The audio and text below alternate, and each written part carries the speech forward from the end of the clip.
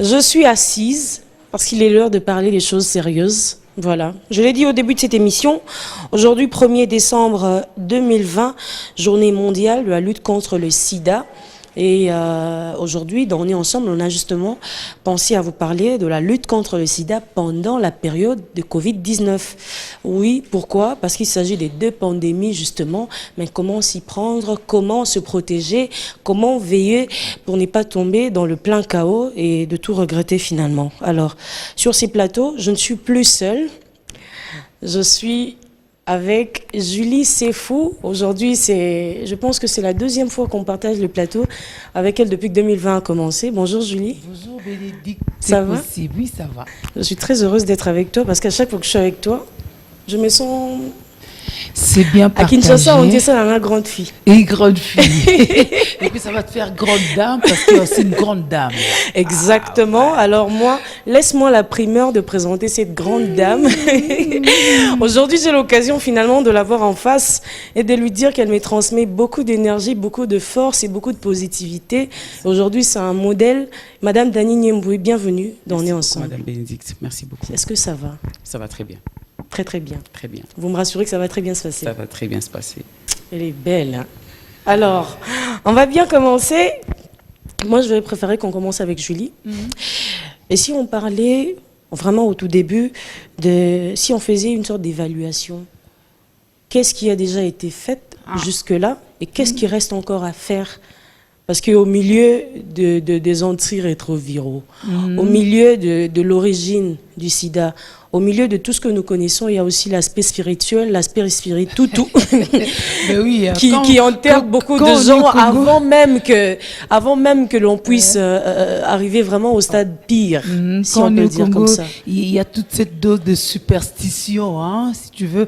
Mais il faut dire qu'il y a beaucoup de choses qui sont faites en République démocratique du Congo par rapport à la lutte contre le VIH-Sida. Madame Dani peut-être reviendra aussi parce qu'elle aussi est dedans. Mais en mon sens, il y a beaucoup de choses quand même qui ont été faites. Aujourd'hui, les gens ont compris finalement c'était quoi le VIH-Sida, que ce n'était pas cette maladie imaginaire, ce syndrome pour décourager les amoureux et tout, que c'était pas le grand-père sorcier du village qui pouvait inoculer ce venin par mystique et tout, mais on a compris finalement que le VIH existe, que ça peut se transformer, enfin, que ça peut devenir le sida si vraiment on s'y est pas pris à temps, si on s'est pas fait dépister et tout. Et donc aujourd'hui, c'est vrai que cette peur quand même existe encore quelque part de se dire, ceux qui n'ont qu'est-ce qui arriverait? Mais les gens ont de plus en plus compris en République démocratique du Congo qu'il y a cette maladie, n'est-ce pas? Et ils savent qu'aujourd'hui, on peut vivre avec. Parce qu'il y a beaucoup de cas aujourd'hui où on montre des mères, des futures mères qui suivent leur consultation prénatale et tout. Aujourd'hui, il y a aussi cette obligation. Oui, c'est obligatoire. Pour leur CPTM et tout. Donc, en fin de compte, on se rend compte qu'il y a des enfants qui naissent sans VIH et tout. Donc, il y a beaucoup d'avancées. À côté de ces avancées, il y a quand même cette dose quand même aussi de résistance, de réticence. Parce que moi, avant de venir ici, je fais un tour. J'espère que Jérémy sera prêt pour vous le balancer. Mais ça dépend des coins quand même. Parce que le travail que font les experts sont une chose. Les statistiques qu'on présente en sont une autre, c'est vrai, mais il faut aussi compter avec la perception, la compréhension de nos communautés pour un moment bien évaluer. Et moi, j'avais pensé qu'il était peut-être temps d'aller vers Kitokimo si Selemba au pouvoir, comment ça se passe. Vous ne serez pas ahuri, ça va arriver, vous verrez. Moi, je croise le doigt qu'on y arrive finalement et que ça soit beaucoup plus rapide en tout cas. J'ai envie de faire un constat sur l'ignorance, l'état de l'ignorance parce que au-delà du travail, comme l'a dit Julie, de ce qui est en train de se faire justement, il y a encore l'ignorance qui bat son coup. Je reviens vers Madame Dani. Et si on faisait l'évaluation, un peu comme je disais tout à l'heure, à part ce qui a déjà été fait, qu'est-ce qui reste encore à faire? Dans la lutte contre le sida, il y a tellement à faire. On a par moment l'impression qu'on fait de bons en arrière. Par moment, on a l'impression qu'on fait des grandes avancées. Donc, si on parle du côté de la science, on est toujours en train d'attendre le vaccin. Donc, ça fait plus de 30 ans. Hein. Donc, on attend toujours le vaccin. On nous dit que ça va arriver. Mais en même temps, au niveau de traitements antirétroviraux, il y a beaucoup d'avancées parce qu'il y a beaucoup de molécules qui sortent et que les gens qui avaient commencé des 20 comprimés par jour sont à 1 comprimé par jour. Donc, il y a vraiment des avancées sur ce point-là. Maintenant, du côté de la sensibilisation elle-même, quand moi je prends le cas de notre pays... Moi, j'aime comment elle gratte, comment elle se gratte.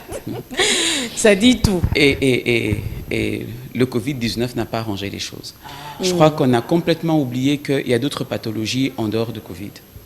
Tout le monde, que ce soit les bailleurs de fonds, que ce soit...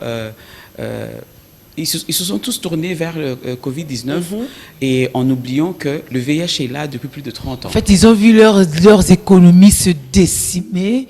Ils devraient se ressaisir. Alors, vous imaginez que pour moi qui suis activiste, pour moi qui crie tout le temps, pour moi qui pleure, qui me bat au quotidien avec toutes les mamans de la main sur le cœur, par rapport aux enfants vivant avec le VIH, en RDC, si je dois pas de traitement antirétroviraux pédiatrique, il y a du boulot. Du boulot. Il y a vraiment du boulot. Vous avez parlé du vaccin tout à l'heure. Moi, ça me fait penser à un truc que j'ai lu ce matin. Quelqu'un a dit le sida existe depuis 30 ans aujourd'hui. Sans vaccin jusque-là, personne ne va me contredire puisque maman Dani l'a également dit. Oui. Mais Covid est là à peine et on nous parle déjà de vaccin. Est-ce une sorte de négligence? C'est pas de la négligence parce que c'est pas la même maladie et je crois qu'au niveau même du virus du VIH, il est beaucoup plus complexe parce que lorsqu'on cherche un vaccin, donc on cherche à tuer l'ennemi, mais aller jusque là où il se cache. Donc là, lorsqu'on parle du VIH, on nous dit par les chercheurs qu'il se cache dans un réservoir. Ça peut être dans un coin de ton corps, mais qu'on n'arrive pas à percer parce qu'il crée carrément comme un mur et on n'arrive pas à percer ce mur-là. Je crois que c'est beaucoup plus complexe qu'avec le Covid qui est finalement qu'on peut traiter comme certainement une grippe ou une infection quelconque, qu'on peut traiter facilement. Là, nous parlons du VIH qui est plus complexe, qui est une maladie sexuellement transmissible et qui n'est pas facile, avec tout ce qu'il y a comme IST, avec tout ce qu'il y a comme problème aussi. Je crois que on ne doit pas comparer. Vous voyez, quand le sida est sorti dans les années 80, il y a eu cette vitesse aussi pour dire qu'on va trouver le vaccin. Il y a eu des vaccins expérimentaux et tout ça, mais on a vu la suite, que ça n'a vraiment pas guéri. Donc, on peut soigner la maladie. Aujourd'hui, une personne qui vit avec le VIH peut vivre normalement. Il suffit seulement de bien suivre son traitement, avoir une bonne immunité et une bonne hygiène de vie. Julie, il faut quelque chose à rajouter? Oui, c'est ça. Je suis tout à fait d'accord qu'il y ait beaucoup de parasites, beaucoup d'effets qui fassent que ça puisse faciliter justement cette compénétration entre le VIH-Sida et les infections, les autres infections sexuellement transmissibles. Mais je reste aussi sur ma soif, sur ma conviction. Je me dis aussi quelque part que les chercheurs, parce que tous les deux sont des virus, donc les chercheurs feraient aussi bien de trouver aussi un vaccin contre aussi le VIH. Pourquoi pas? Pourquoi pas? C'est vrai que ça décime moins que le VIH par le Covid-19. On voit qu'avec Covid-19, du coup, ce sont vraiment des économies qui s'écroulent. Alors, il faut renverser la tendance. Ça va un peu trop vite par rapport au VIH-Sida. Donc, faites aussi quelque part pour nous trouver ça aussi. Sinon, on remettra aussi sur la table le cas de la malaria. Heureusement qu'un médecin arrive, il pourra peut-être nous dire un peu plus. Parce qu'aujourd'hui, la malaria, on sait que ce sont des anophèles, ok, c'est des moustiques, mais c'est toujours compliqué, un remède qui puisse vraiment être curatif. Ah non, il y a quand même un gros souci, quand même. Quand même un gros souci, voilà. Est-ce que la technique est prête finalement pour nous balancer l'élément? Nous parlons justement de ce que nous sommes en train d'évoquer sur ces plateaux. Si oui, on y va.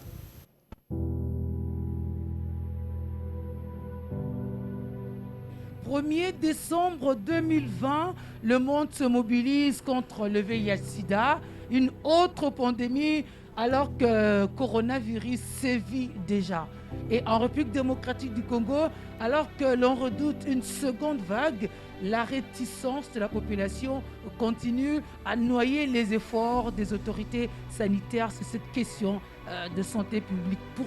Pourtant, le réel défi, c'est que l'existence de Covid-19 mélangée avec le VIH-Sida pour des gens qui vivent déjà avec ces virus risque d'être fatal. D'où cette attention, mais surtout aussi la stigmatisation qui n'a jamais cessé de faire effet à travers nos communautés pour qu'enfin on puisse se mobiliser nos énergies, nos efforts contre cette maladie. Alors nous, on a choisi de retrouver certaines catégories de la population et certains coins de la ville pour demander encore à nos communautés, à nos populations, ce qu'il leur reste de l'existence du VIH-Sida, mode de transmission, par exemple, les précautions, mais aussi cette coexistence entre VIH-Sida et Covid-19.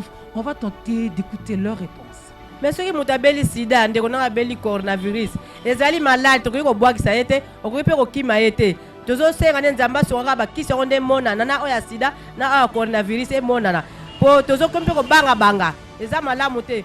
Odogo zo linga kute mninga toucher po ni coronavirus mais ane malade. Moyo o voeza ene balbana ki Congo ezate. Foto tika biloko wana. Biso lokana to beli onte biso siko foto mi batela. Tola tabakashi ne de photo mi batela penza to linga pete biso to zoango so biso to zoango mabe mtako sunga muninga azate toto sa mibeko leta nenga zo linga zo tambula na kashi ne wande ça va. Bon, normalement ils ont raison hein. C'est puisque nous aussi nous avons peur d'avoir cette maladie qu'ils ont. Bien que c'est pas vraiment bien mais on n'a pas totalement raison mais on a quand même raison puisqu'on se protège non. Peut-être quand on est attaché j'aurais un risque d'être aussi contaminé. Le sida se transmet par les rapports sexuels, par l'utilisation des histoires tranchantes déjà utilisées par quelqu'un qui était contaminé. Bon, ce n'est pas à tout moment qu'on est prudent. Hein. Ce n'est pas à tout moment qu'on est prudent, c'est pourquoi on évite d'être seulement attaché avec. Je dirais qu'ils puissent seulement s'espérer à Dieu. Ils ont un seul espoir, c'est seulement Dieu. Puisqu'en Dieu, il n'y a pas une maladie incurable. Bon, toutes les maladies, quand vous croyez en Dieu, ont une guérison. Qu'ils puissent seulement respecter les ordonnances données par le médecin. Hein. Ouais, qu'ils puissent seulement les respecter, c'est ainsi qu'ils auront quand même une longue vie. Makamba kindumba yaya na ba maladi mususu wana na yebi na ngai te. Wana makambo fo tu na bato basala kindumba ngai na za mwasi alibala. Yango na lingi na pese réponse na ngai yango wana. Na kena.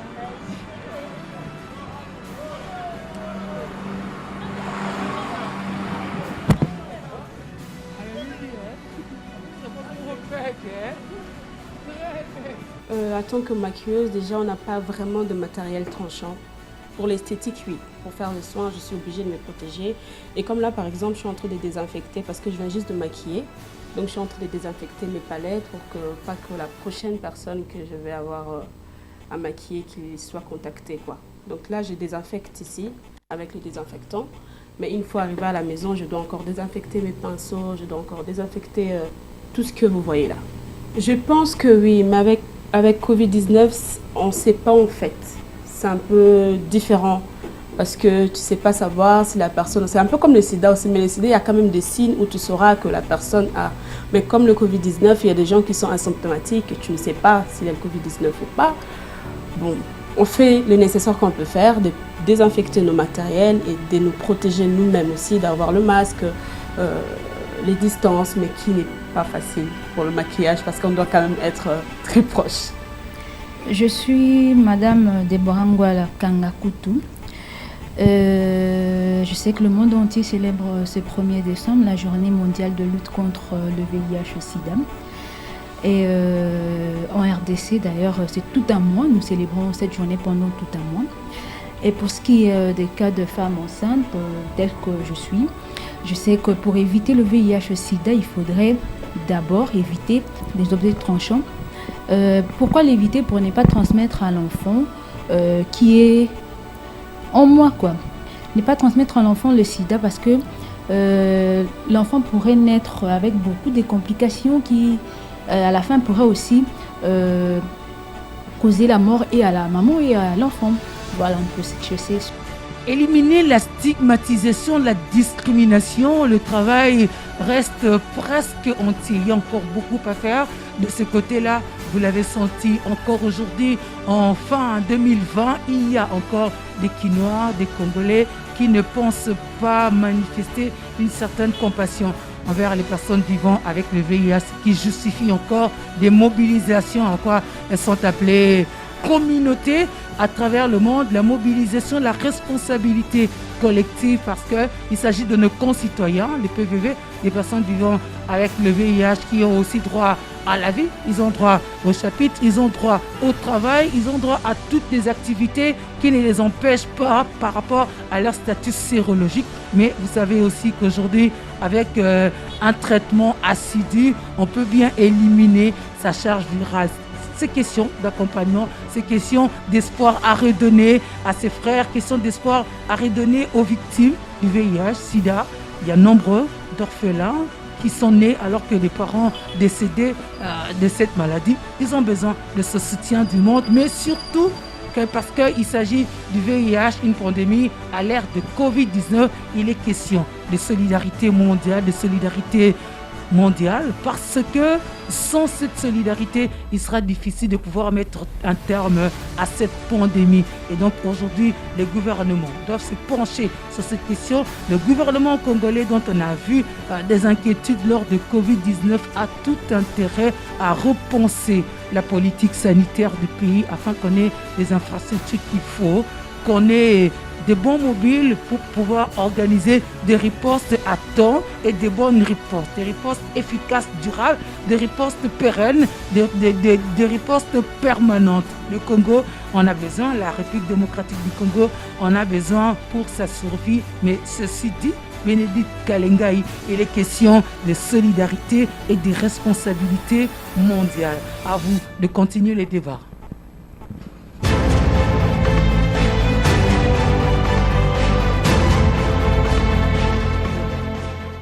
Ici, on l'appelle la dame de fer, Julie Sefou. M. Merci beaucoup à toi pour cet élément.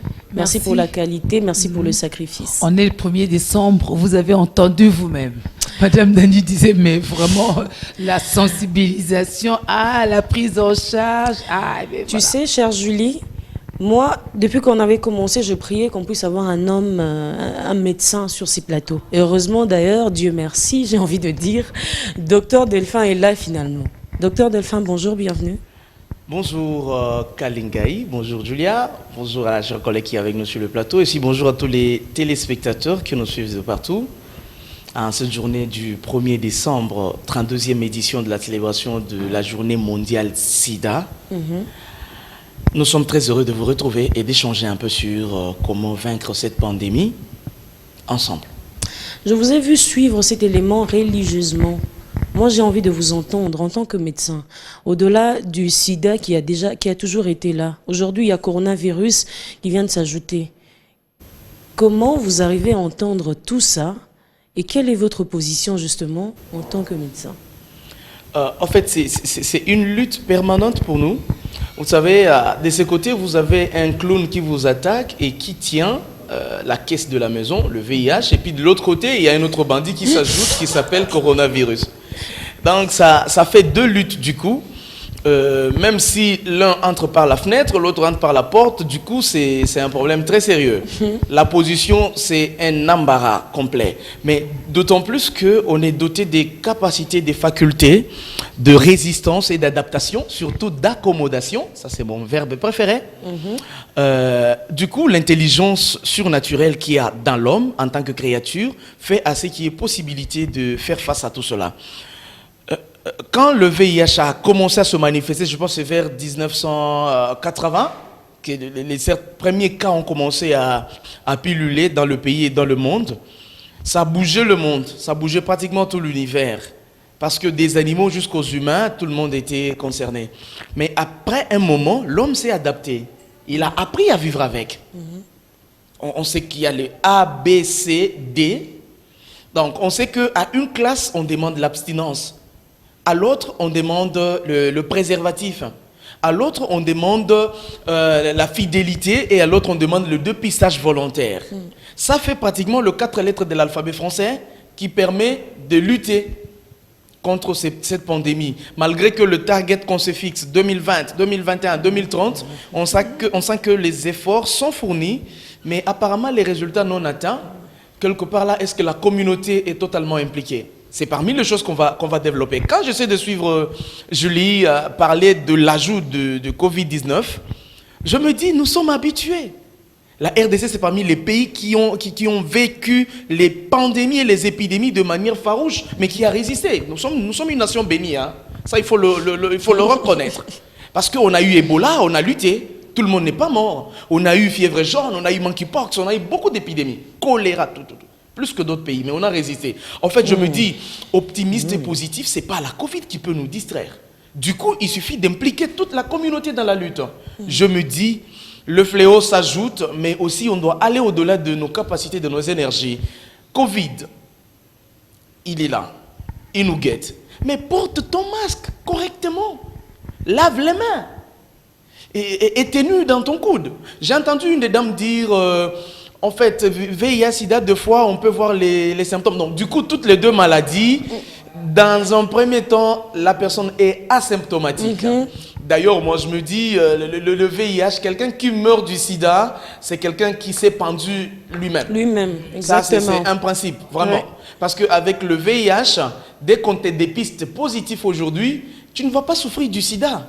Parce que là, il faut faire une nuance. Kalengai, permets-moi de terminer. Allez-y, docteur. J'aime bien t'appeler Kalengai comme ça. Alors, mon nom. On se dit, le VIH, c'est le virus qui cause le sida lorsque vous ne le prenez pas en charge. C'est comme le Plasmodium falciparum qui cause la malaria. Si vous avez le VIH, vous n'avez pas le sida. Que personne ne vous trompe. Le sida, c'est un stade final de la maladie causée par le VIH. Du coup, tu t'es fait dépister au VIH, tu ne vas pas souffrir du sida parce qu'on va te prendre en charge gratuitement. Tu n'arriveras pas au stade maladie sida, syndrome de l'immunodéficience acquise. Ça, c'est d'un côté. De l'autre côté, Covid, c'est vrai, le temps d'incubation du VIH-Sida, c'est de 6 à 8 ans. En fait, à tout moment, vous pouvez développer les signes. Mais la Covid, elle, c'est à peine 1 semaine, 2 semaines, les signes apparaissent.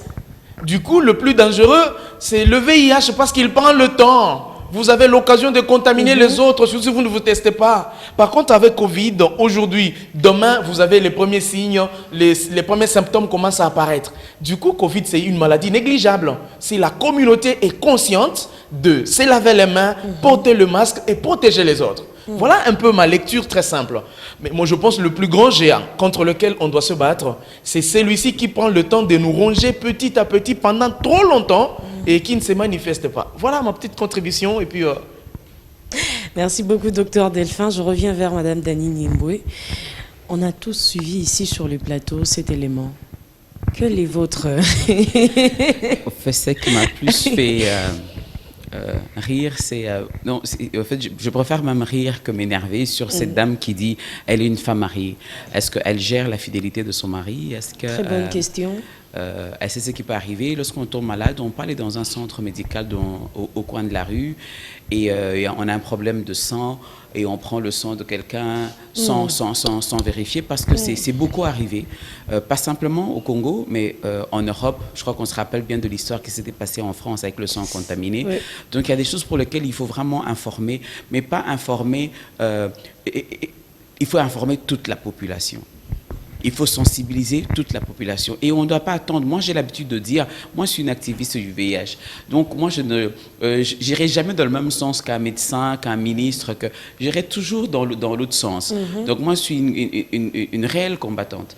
Lorsque je vois des mamans qui réagissent comme ça, je dis qu'il y a un problème, donc on n'a pas encore réussi au niveau de la sensibilisation. Au niveau de c'est-à-dire que même quand quelqu'un va à l'hôpital, pour n'importe quelle autre maladie, qu'on lui propose le test du VIH. Oui. Ça, c'est important. Parce que si on ne fait pas le dépistage volontaire et de masse, le VIH va continuer. Est-ce qu'aujourd'hui, ici au Congo, on peut nous donner les chiffres de personnes qui vivent avec le VIH? Le médecin vient de dire que les médicaments sont gratuits. Certes. Est-ce que tout le monde a ces médicaments gratuitement? Est-ce que quand on fait les tests, parce qu'il faut qu'on explique à la population, hein, vous savez, lorsqu'on vous dit que c'est gratuit, les gens pensent que même la prise de sang est gratuite. Exactement. Il faut qu'on arrive à harmoniser les choses. Et lorsque les enfants, parce que je m'en occupe, lorsqu'ils vont à l'hôpital et qu'on ne sait pas faire le test parce qu'il n'a pas d'argent pour payer, c'est-à-dire comment il va arriver à prendre son médicament. Lorsqu'il va dans un centre de santé pour faire la prise de sang et que l'infirmière lui dit bino bato sida oyo na boyi nanga kozwa na kosala examen te. Est-ce que moi na wana kozwa tant que nous ici? Donc ces dames qui parlent d'être une femme mariée et de dire mais qui vous dit que tous qui sont prostituées, mais au moins l'avantage des prostituées, c'est qu'ils ont les préservatifs. Ça, c'est un avantage qu'ils ont. Moi, je faisais beaucoup de sensibilisation en Belgique et tout ce qui était prostitué me contactait pour avoir le préservatif. Vous voyez? Donc, on doit continuer à faire la sensibilisation. On doit continuer de parler du rejet de la discrimination parce que le vrai problème avec le VIH, c'est la méconnaissance réelle de la maladie. Ça ne sert à rien qu'on nous parle des origines, parce que les origines, tous les scientifiques vont nous raconter, nous raconter. 32 ans après, je crois qu'on est... C'est bon. Ce qu'on veut aujourd'hui, avoir le vaccin. Ce qu'on veut aujourd'hui, qu'il y ait des traitements. Ce qu'on veut aujourd'hui, qu'il n'y ait plus de contamination. Il y a beaucoup de targets. 2010-2020, 2020-2030. Et on en a tellement. On a tellement des thèmes. On a tellement... Est-ce que pour un patient vivant avec le VIH, il a besoin de thèmes? Il veut le matin, quand il se réveille, dans son assiette, devant lui, docteur, qu'il ait ce médicament. Et pour un patient vivant avec le VIH, tous les jours, c'est le 1er décembre. Tous les jours, c'est le 1er décembre. Il a besoin de vivre, il a besoin de l'espoir, il n'a pas besoin qu'on ait pitié de lui. Il a besoin qu'on le comprenne, qu'on l'accompagne, qu'on le rassure qu'il y aura les traitements. Les politiques ont fait beaucoup de discours, mais quand on arrive là, il y a un problème. Le VIH est devenu un business. Vous voyez cette jeune fille qui parle, oui, les objets tranchants, j'ai suivi la maquilleuse, oui, on désinfecte. Mais le VIH, tu vas désinfecter avec quoi? Si ce n'est pas le médicament. Tu vas désinfecter avec quoi? L'autre parle de la prière. Oui, personne ne va refuser la prière. Dieu décide de ce qu'il veut faire et quand il veut le faire, avec qui il veut le faire. Il reste Dieu. Yes. Il reste Dieu. Mais Dieu aussi a mis des sacrificateurs qui sont des médecins aujourd'hui pour attester que tu es guéri. Parce que lorsqu'on va, je suis pasteur, lorsqu'on va voir un homme de Dieu et qu'on dit que j'ai un virus indétectable, l'homme de Dieu n'est pas médecin. Il n'est pas médecin. Lorsqu'il commence à rentrer dans le domaine de la médecine, il y a un problème. Il y a un réel problème. Ça veut dire que vous, les médecins, allez vers les hommes de Dieu. Expliquez c'est quoi le VIH. Pour qu'ils puissent avoir des bonnes notions, la bonne information, comme on disait avec Mme Kalenga tout à l'heure, pour pouvoir informer. Lorsque tu as la bonne information, tu n'auras même pas peur, ni du Covid, ni d'un cancer, ni du diabète, ni de la malaria. La désinformation nous tue. Nous, on parle beaucoup. Et tout le monde veut avoir un mot à dire sur toutes les maladies. Oui. Mais on n'est pas spécialiste. Et puis tous les médecins ne sont pas des infectiologues. Comment quelqu'un qui n'est pas infectiologue va traiter le VIH? Expliquez-moi. Et puis chacun a son virus. Chacun a son virus. Chacun a son traitement. Peut-être qu'au Congo, il n'y a pas suffisamment de molécules. Peut-être qu'il y en a 10. Vous savez combien il y a en Europe, docteur? Il y en a tellement. Beaucoup. Est-ce qu'un gynécologue peut prescrire un médicament du VIH? Est-ce qu'un généraliste peut prescrire un médicament? Le vrai problème que nous avons, c'est ce problème-là. La bonne information, l'attitude que nous devons avoir vis-à-vis de ceux qui ne connaissent pas la maladie, ne pas sensibiliser simplement parce qu'on arrive le 1er décembre. Vous allez voir, hein, toute la ville aujourd'hui, on va tous porter des rubans rouges. Tout le monde. Et on va faire des grands discours. Demain, plus rien. Plus rien. On va attendre encore 1 an. Mais de là, 365 jours. Un seul jour. Donc, c'est-à-dire que le 364, c'est aux oubliettes. On ne sait pas qu'il y a des gens qui meurent chaque seconde d'une maladie liée au sida qu'on peut éviter. La qualité de la vie, ce n'est pas manger dans un restaurant. Assumer. Même les personnes qui vont avec le VIH, qui savent qu'ils sont VIH positifs. Vous savez pourquoi souvent les gens ne veulent pas dire? Non. Votre regard. La stigmatisation. La communauté. Le regard. Ça devient la prédication. Ça devient conversation. J'ai plus de 4000 jeunes vivant avec le VIH. Je vous parle de la ville-province de Kinshasa. Lorsque je les regarde tous les jours, je bénis Dieu du combat qu'ils ont au quotidien, que vous et moi, nous n'avons pas. Ils ne cherchent pas à devenir ministre ou DG, ils cherchent simplement à vivre. De pouvoir vivre, de se dire, est-ce qu'il y a quelqu'un qui peut penser à nous qu'on ne manque pas de médicaments? D'abord les médicaments. Pas même, qu'est-ce que je vais manger? Où est-ce que je vais dormir? La première chose, est-ce que je peux avoir mes médicaments? Donc vous voyez que lorsque les personnes qui parlent aujourd'hui, qui sont passées là avec Madame Sefou, je les comprends. Qui va les donner la bonne information? Si ce n'est pas nous autres. On est dans nos bureaux climatisés. Et on décide des chiffres, on décide. Mais derrière chaque chiffre, il y a un nom.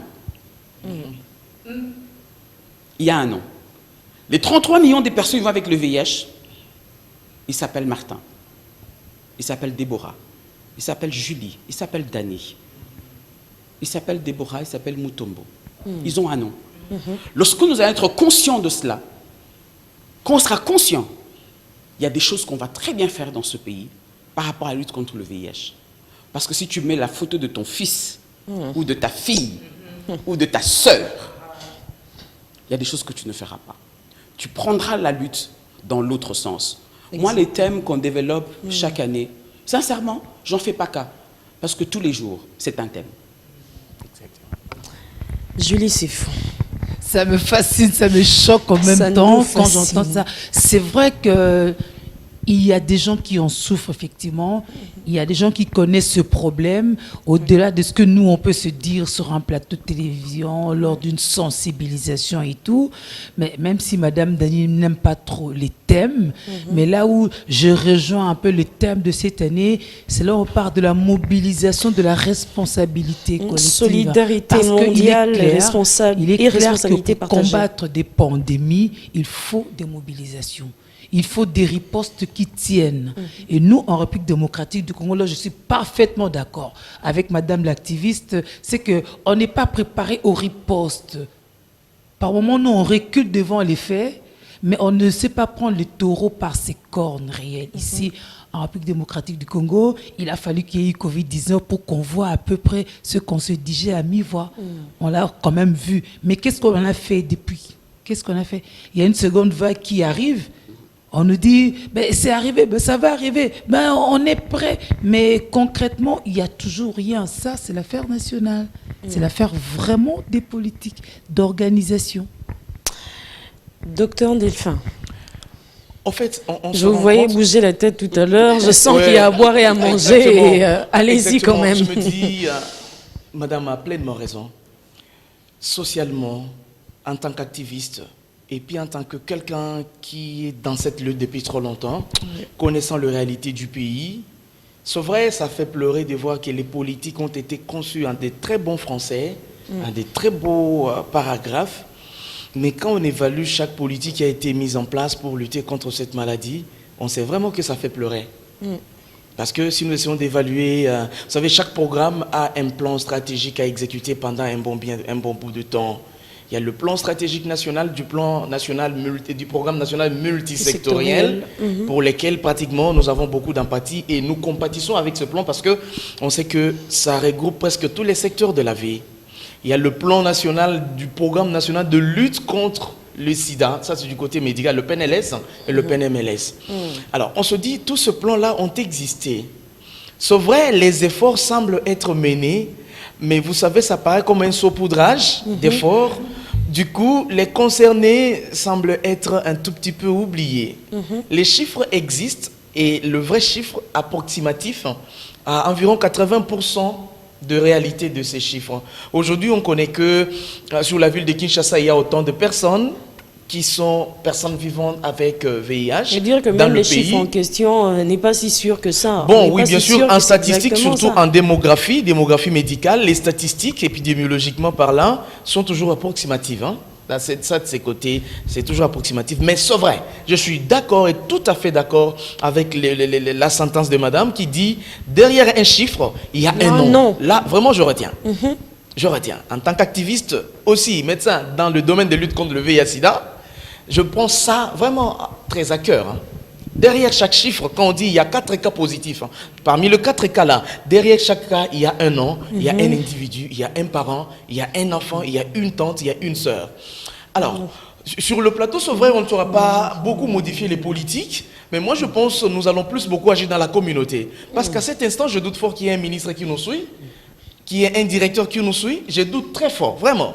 Mais je me dis, il y a une communauté, il y a une famille qui nous suit, il y a un DG, il y a une dame qui nous suit, qui peut au moins comprendre qu'il y a possibilité de lutter contre le VIH-Sida en commençant par soi-même. Si chacun peut se considérer comme un pays et qui dit je ne peux pas permettre que par moi la porte passe, la porte s'ouvre pour contaminer les autres. La dame qui a dit que le VIH-Sida c'est chez les femmes, les professionnels des sexes, je doute très fort. Nous les suivons sur la ville de Kinshasa. C'est parmi les filles les plus informées.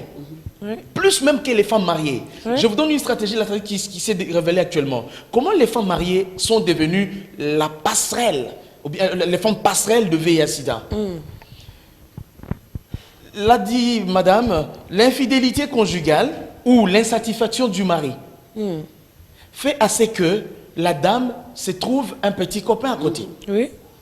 Ça, ce sont les réalités que nous vivons régulièrement, que nous traitons pas chaque fois avant de prendre un cas. Vous posez la question, nous appelons l'anamnèse. Nous demandons, madame, s'il arrivait que vous devez vous retrouver, ou est-ce que vous avez eu la possibilité d'entrer de manière insécurisée en contact avec quelqu'un, du côté rapport intime, vous comprendrez, la dame vous dit toujours qu'elle a eu une aventure non protégée, même si elle va rejeter la faute sur l'autre, et dit vraiment avoir eu une aventure non protégée, c'est souvent avec un jeune.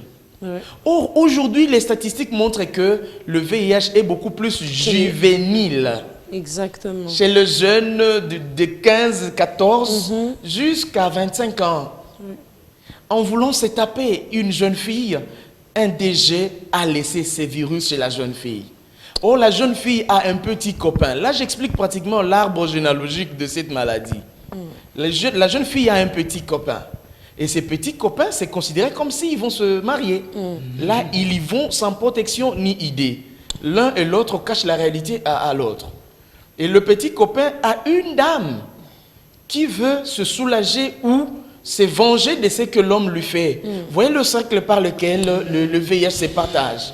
Et du coup, vous sentez que la communauté semble avoir une hypocrisie de s'accepter comme ça. C'est pourquoi nous disons à la communauté, aux jeunes gens, c'est bon, vous avez le goût de l'aventure, mais dites-vous que 7 secondes de plaisir peuvent gâcher toute une vie.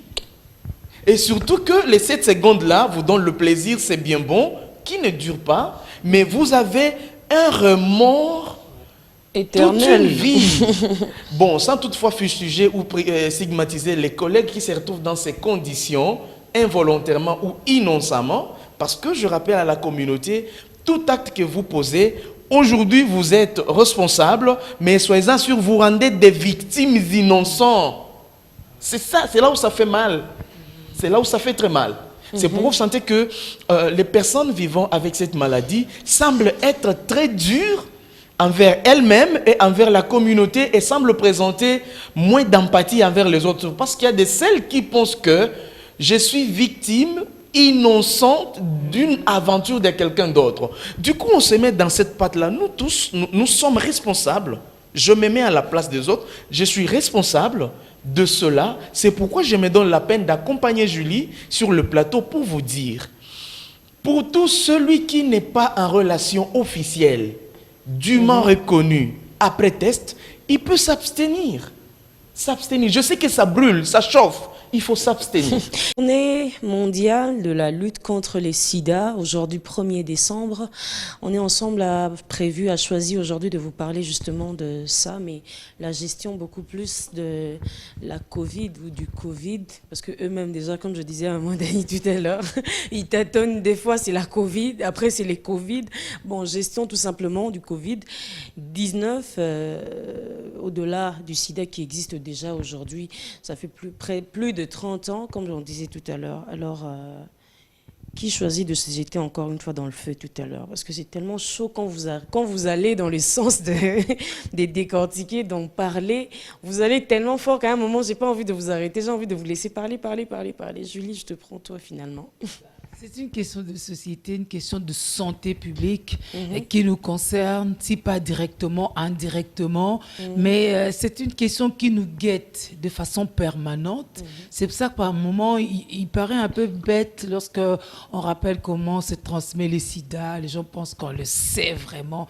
Même si, docteur, à un moment, on se dit, mais est-ce que vraiment, pour des objets tranchants, après autant de minutes, autant d'heures, le sang qui aurait coulé et tout ça, ou le sang qui serait resté sur le bout d'un objet serait toujours même de pouvoir contaminer? Bon, ça, c'est peut-être aussi d'autres débats, d'autres brèches que peut-être les scientifiques développent. Mais en ce qui nous concerne, nous, en tant que communauté, il faut par moments se nous rappeler tout cela. Comme le disait tout à l'heure Madame Dani, par rapport peut-être à une femme mariée, à un homme marié qui croit fermement en la fidélité, parce que aussi les experts parlent de la bonne fidélité. Ça veut dire que la fidélité par moment, elle est aussi biaisée. Je peux avoir 3-4 partenaires et je me dis, je suis fidèle en chacun d'eux. Non, je suis multifidèle. C'est la bonne fidélité. Il y a des nuances dans tout ça. Bon, je ne sais pas. Julie parle en me regardant. Et quand elle me regarde, elle me transfère des choses à dire. Or, c'est vous qui êtes la modératrice, donc je vous retourne. En fait, je voulais juste... J'aime cette attitude. Bon, je vous donne 3 secondes quand même. Merci avant de beaucoup. parler du thème. En fait, il y a quelqu'un qui me faisait rire, il me dit, docteur, les cœurs à 4 cavités, du coup, je peux y placer 4 personnes. Wow. Bon, ça c'est en passant. Tu m'as donné 3 secondes, j'ai répondu par rapport à ces 3 secondes, mais je dis, mais c'est faux. Le cœur qui aime, c'est un seul. Malgré les moments de folie. C'est pourquoi on parle des garde-fous, parce que l'homme a toujours un moment de folie, comme les anciens philosophes, où la folie vient, la personne s'affole, mais à un moment, la folie part, la personne reprend ses esprits. Donc, malgré le moment de folie, il faut se rappeler qu'il y a un seul cœur, et que même les moments de folie peuvent être gérés sans créer des victimes et sans se créer des problèmes soi-même. Là, vraiment, vous avez utilisé 3 minutes. Mais bon, je vous en tiens par rigueur. On va parler du thème. Tout à l'heure, Madame Dani disait que voilà, c'est des phrases comme ça qui viennent, qui tombent, et après... on ne prendra même pas une semaine. Aujourd'hui, nous sommes le 1er, on crie, on en parle dans tous les sens. Mais demain, le 2 décembre, on en parlera déjà plus. Ou on en parlera de moins en moins. Mais bon, on va quand même essayer d'en parler, n'est-ce pas? Cette année, on a choisi la solidarité mondiale et responsabilité partagée. La solidarité mondiale et responsabilité partagée. Qu'est-ce que ça vous dit exactement ces thèmes, ça vous dit quoi exactement quand vous entendez? Moi, je vais le dire brièvement selon ma compréhension. Ok, solidarité mondiale, c'est bien lorsqu'on sait que pour parler de tel thème, tel et tel autre mettront des sous, parce que c'est l'affaire des sous, toutes ces ripostes, n'est-ce pas? C'est ça la solidarité. On vous met des moyens, vous allez tenir des journées, vous viendrez faire des manifestations officielles, point barre. Mais c'est le deuxième aspect que j'aime le plus, solidarité partagée, responsabilité partagée. Ouais, c'est cela en second lieu. Mais cette responsabilité partagée, heureusement qu'on n'a pas dit forcément que c'était une responsabilité mondiale partagée. Mais la responsabilité partagée, j'aimerais bien que le Congo, que les politiques congolaises, que les communautés congolaises puissent bien se partager ces responsabilités. Et ça peut bien créer un réel débat de fond par rapport à notre société. Qu'est-ce que les médecins font? Qu'est-ce que les spécialistes font? Que font les experts? Que font les communautés déjà en déphasage par rapport à la bonne information pour se prévenir contre le VIH-Sida? Madame Niemboué. La solidarité d'abord. Est-ce qu'on doit attendre des autres? La solidarité commence par nous-mêmes. Souvent, ici, chez nous, on a l'habitude de toujours tendre la main vers l'extérieur pour attendre, parce que vous avez parlé argent, hein? Vous avez dit solidarité, c'est l'argent, on a besoin qu'on nous accompagne. Mais on doit d'abord s'accompagner nous-mêmes.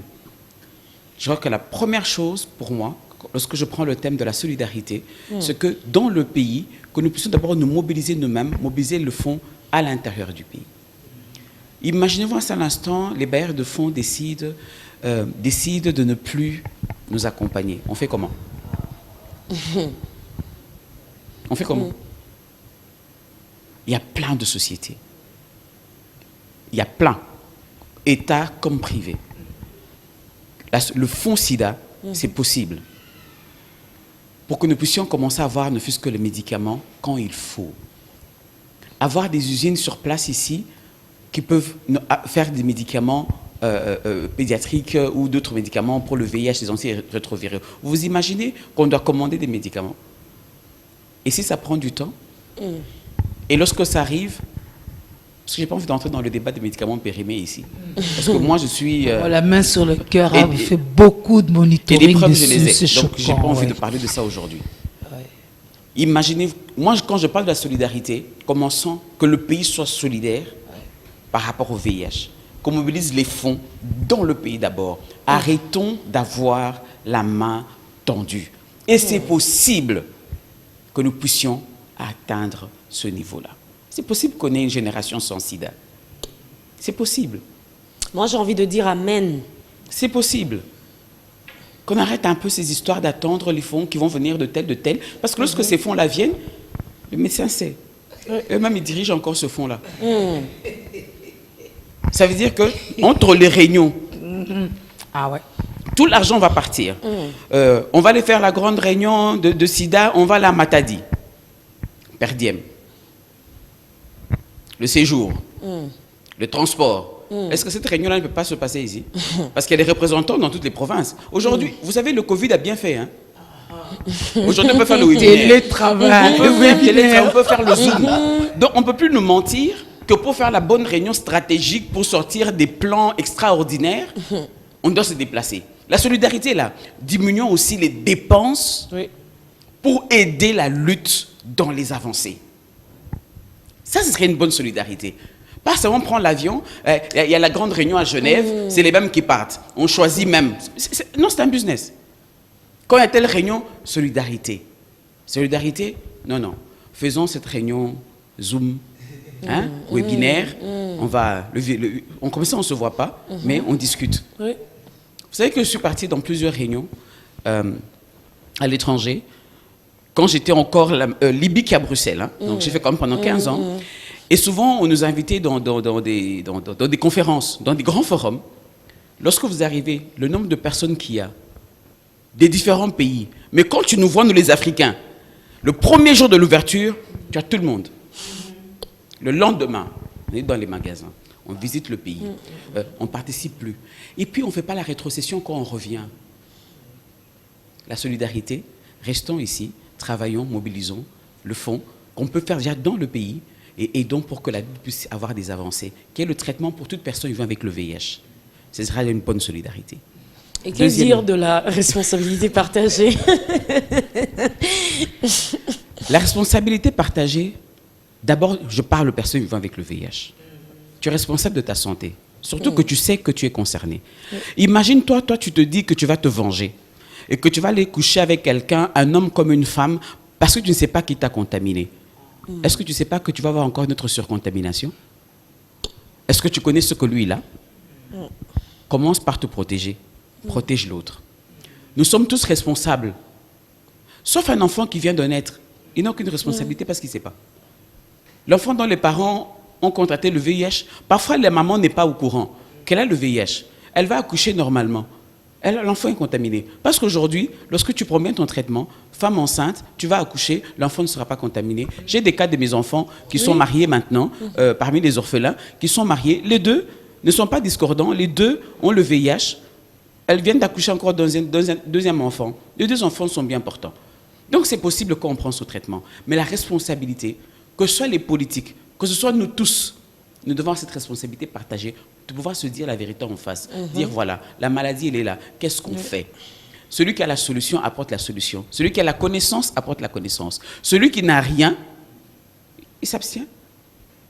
Je crois que c'est important. Parce qu'il y a trop de mélange, mais la responsabilité partagée, je crois que ce soit les politiques, que ce soit les patients eux-mêmes, que ce soit les médecins, que ce soit les communautés, les familles, nous devons partager et nous devons être ensemble. Parce que l'unité va faire qu'il y aura moins de VIH et il y aura moins de morts. On a des enfants qui se suicident. Il y a des enfants qui vont mal. il y a des enfants qui souffrent d'autres pathologies. Et qu'on a cette responsabilité ensemble, je crois qu'on accompagnera mieux les personnes qu'autre chose. Que c'est beau de l'entendre. C'est tellement poignant à un moment quand elle parle que voilà, j'ai envie de verser quelques gouttes de larmes. Alors sois solidaire. Ouais, c'est ce qu'on fait. Hein. C'est ce qu'on fait. Ici, à notre niveau, en tout cas, c'est ce qu'on fait. Docteur Delphin, je reviens vers vous. Solidarité mondiale et responsabilité partagée. Bon, je pense mes prédécesseurs ont tout dit. Il y a... Je vais classer ça en 4 niveaux. Le niveau de solidarité et de responsabilité. À ce qui est de ce qui est mondial, on doit arrêter de rêver. On doit arrêter de rêver. La RDC n'appartient pas au monde, mais elle fait partie du monde. Je ne voudrais pas faire ma solidarité avec les voisins tout en laissant que les voisins nourrissent mes enfants. Ça, c'est irresponsable. C'est une fausse solidarité. Ça devient du profit.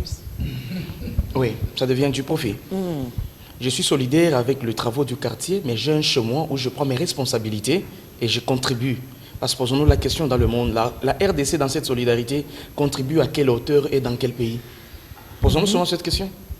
Or, on a parmi les bons plans stratégiques des ripostes dans beaucoup de maladies. Mais les budgets même pour ces plans-là existent. Et puis, ça ne représente rien par rapport à une seule mining dans le Katanga. Ça ne représente absolument rien. On est un peu informé là-dessus, mais ce n'est pas l'intention d'accuser qui que ce soit, mais d'appeler tout le monde à cette solidarité. Et moi, quand je parle de solidarité, je vois aussi les différents, dans le cadre de multisectoralité de cette lutte, les différents leaders communautaires et des leaders confessions, tout ça, tout le monde. Je pense, madame l'a dit, un pasteur n'est pas médecin. Un pasteur n'est pas psychologue pour faire un accompagnement psychologique. C'est un talent que Dieu vous a donné de prier pour les uns et pour les autres. Grâce. Mais quand ça... Un talent, bien sûr, une grâce. Quand ça consiste en un accompagnement psychologique, envoyez à un psychologue. Envoyez chez un médecin.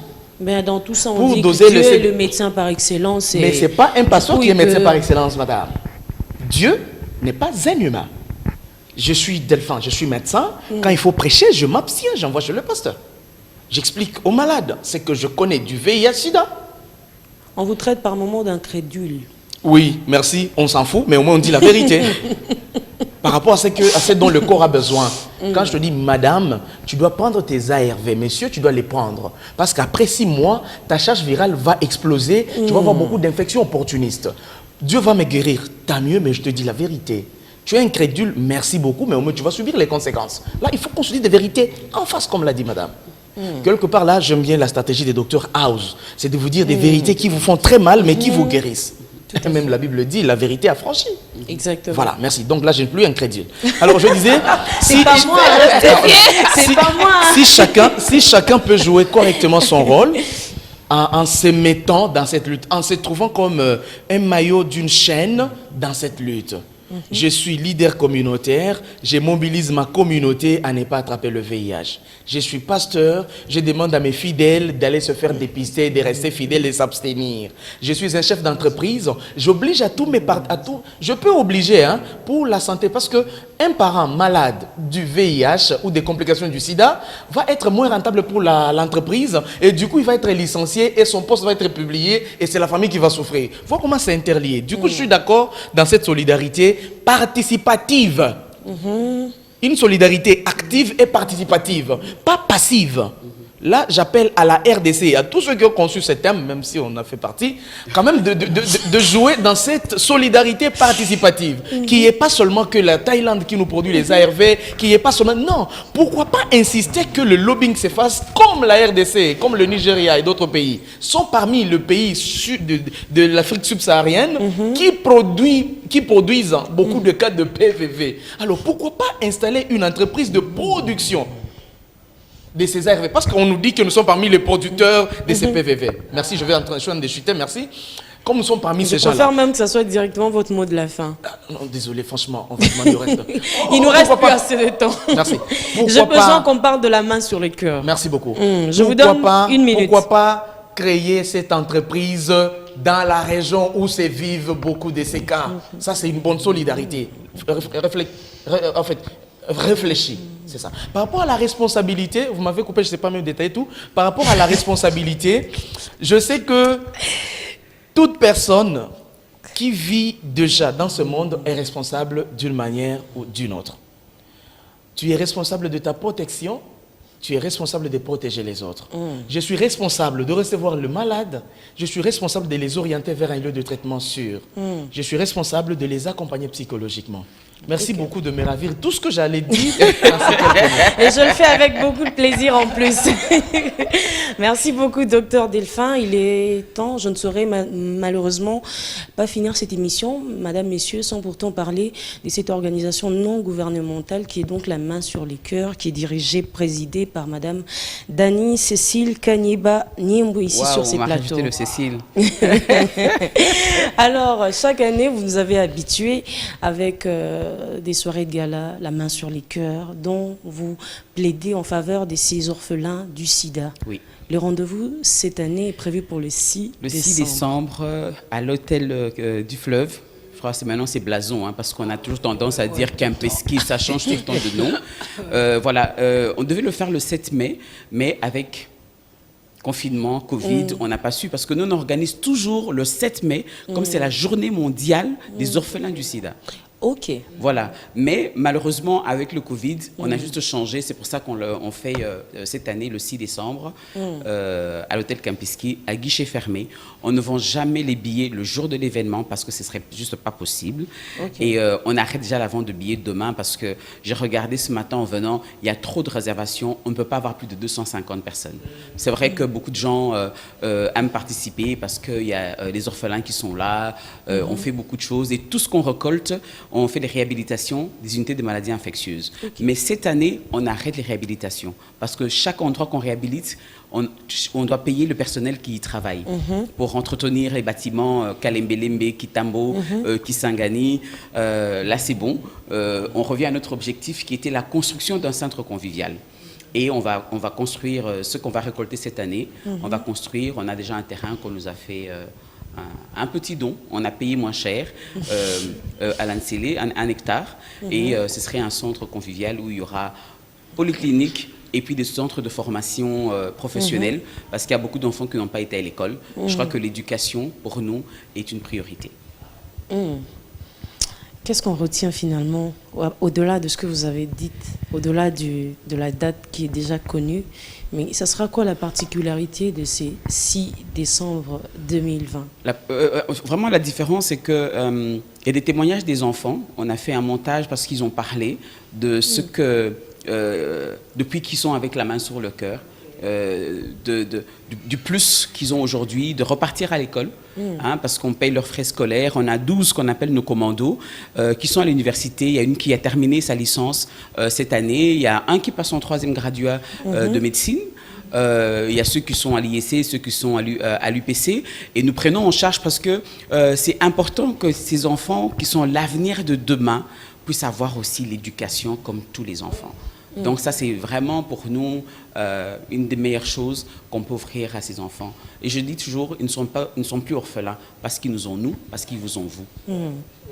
À ce stade de la main sur les cœurs, 4e édition, oui, mais vous sentez que le travail est encore là ou vous imaginez déjà au centre, au sommet de la perfection? Non, il y aura toujours. C'est jamais parfait. Et on est tellement combattus aussi que ça nous arrange. Plus on nous combat, plus c'est les escaliers qu'on monte, et encore plus haut. Et on a toujours besoin des conseils parce qu'on en a tout plein. Il y a des hommes et des femmes qui nous appellent, allez dans tel sens, regardez. Parce qu'avant, on faisait que les orphelins et on nous a recommandé de faire aussi les femmes enceintes pour qu'on puisse accompagner depuis la naissance. Et c'est ce qu'on fait aussi. Donc finalement, dans cette lutte, on ne pourra jamais dire qu'on a gagné. On gagnera le jour qu'il n'y aura plus le sida.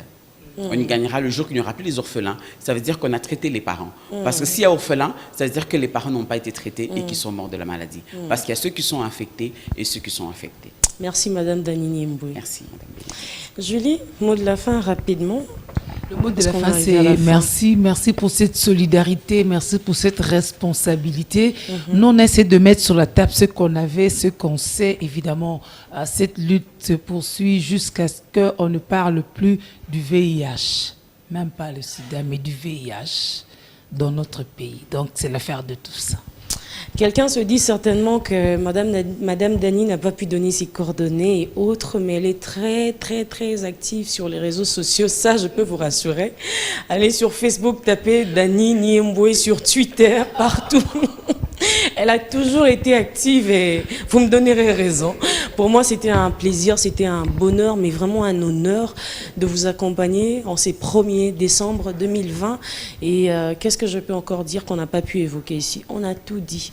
Et je préfère par contre rappeler seulement le thème de cette année, solidarité mondiale et responsabilité partagée, qu'on étudie, qu'on réétudie encore une fois ces thèmes et qu'on analyse et qu'on mette ça en pratique. Ça, c'est le plus important. Moi, je retrouve encore les samedis, je pense, dans One Acoustic 3.0. Mais sinon, pour le camp donné ensemble, je serai avec vous le mardi prochain. Demain, retrouvez Jafar Patrick Moulassa pour les camps donnés ensemble. On est vraiment ensemble. Bonne fête.